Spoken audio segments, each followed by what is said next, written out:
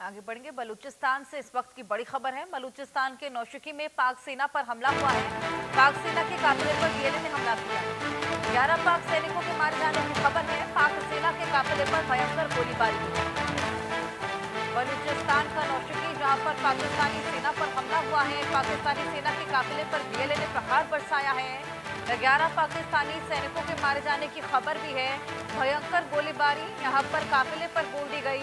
इससे पहले भी हमने देखा किस तरीके से बीएलए लगातार पाकिस्तानी सैनिकों को घेर कर आईईडी ब्लास्ट के जरिए उनके व्हीकल को उड़ाकर तमाम क्षतियां पहुंचाती हुई आई है पाक सैनिकों को। और इसी बीच आप देखिए पाक सेना के काफिले पर यह भयंकर गोलीबारी की गई। हमारी सहयोगी आरजू सेठ हमारे साथ जुड़ गई है, उनसे और जानकारी लेंगे।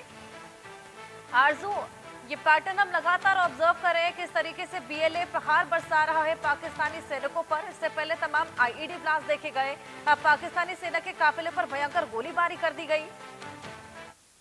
जी बिल्कुल, देखिए लगातार हम देख रहे हैं किस तरीके से बलूचिस्तान जो है वो पाक सेना पर हावी होता हुआ नजर आ रहा है। पहले भी हमने कई बार इस तरीके से हमले जो है वो देखे हैं और एक बार फिर से नौशकी में एक बार पाक सेना पे फिर से हमला जो है वो देखने को मिला है। और जानकारी जो मिल रही है कि 11 पाक सैनिक जो है इसमें मारे गए हैं, इनके मारे जाने की खबर जो है वो निकल कर सामने आ रही है। तो इससे अंदाजा लगाया जा सकता है किस तरीके से लगातार ये आजादी की जो मांग है, लगातार नारेबाजी जो है वो बलूचिस्तान की तरफ से की जा रही है। और अब एक बार फिर से नौशकी में हमला जो है वो पाकिस्तान की सेना पर किया गया है।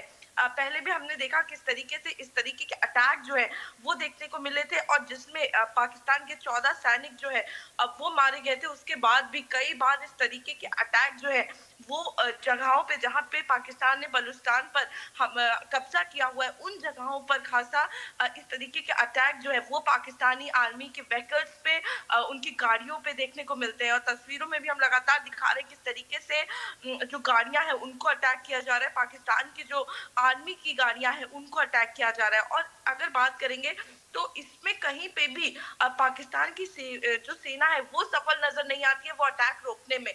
और सभी अटैक जो है कहीं ना कहीं सफल नजर आ रहे हैं, जिस तरीके से पाकि सेना के लोग जो है वो मारे जा रहे हैं।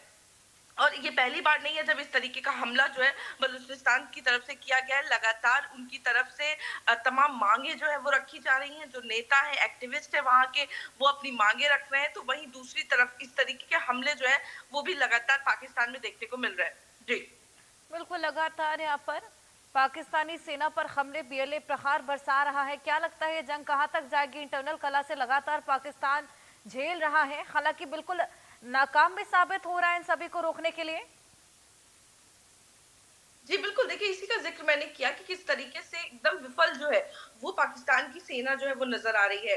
पहले भी एक जब इंडिया के साथ उनका ऑपरेशन सिंदूर जब इंडिया ने चलाया था उस वक्त भी बलूचिस्तान की तरफ से अटैक जो है वो पाकिस्तान की गाड़ियों पे किया गया था, उनकी सेना के ऊपर किया गया था। उस वक्त भी 14 सैनिक जो है पाकिस्तान के वो मारे गए थे। और उसके बाद भी अब वो कहीं ना कहीं अपनी सुरक्षा के लिए नहीं कुछ कर पाए। और एक बार फिर से हम देख रहे हैं जो ये जानकारी निकल के आ रही है कि नौशकी में एक बार फिर से पाकिस्तान की सेना पर हमला जो है वो हुआ है। और जिसमें जानकारी जो मिल रही है कि 11 सैनिक जो है वो मारे गए हैं।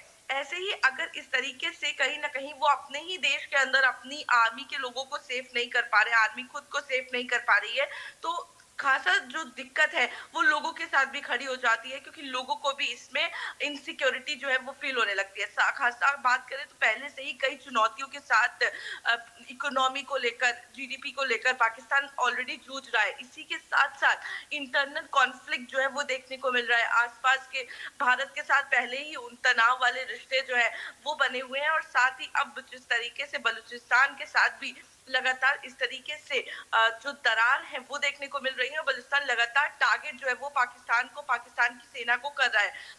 फिलहाल जैसा कि आपने कहा कितने दूर तक जाने वाली है, क्योंकि लगातार ये कहा जा रहा है कि वो आजादी मांगते हैं। कहीं ना कहीं उन्होंने भारत से भी सहयोग मांगा था, क्योंकि जिस तरीके से भारत लगातार, चाहे वो इंडस वैली ट्रीटी की बात हो, सस्पेंड करने की बात हो, या फिर तमाम ऐसे बड़े फैसले जो है वो भारत ने लिए थे पहलगाम अटैक के बाद। और उसके बाद से ही बलूचिस्तान जो है वो कहीं ना कहीं भारत का सहयोग भी मांग रहा है। लेकिन अगर इसको देखेंगे तो जो इंटरनल कॉन्फ्लिक्ट लग रहा है वो है, उसको देखकर ये लगता है कि काफी लंबे समय तक ये जो है चलने वाला है। क्योंकि कहीं बिल्कुल। पे भी संवाद की नहीं दिख रही है, संवाद की संभावना नहीं दिख रही है, और साथ ही जिस तरीके से बलूचिस्तान अटैक कर रहा है, पाकिस्तान आर्मी बिल्कुल फेल नजर आ रही है उनके आगे। जी। बिल्कुल आरजू, दोनों ही अपनी तरफ से अड़े हैं और कहीं ना कहीं डायलॉग की स्थिति भी नहीं उत्पन्न हो रही, जिस तरीके से आपने भी कहा। देखना होगा ये लड़ाई और कितनी आगे जाती है। बहुत शुक्रिया तमाम जानकारियां साझा करने के लिए।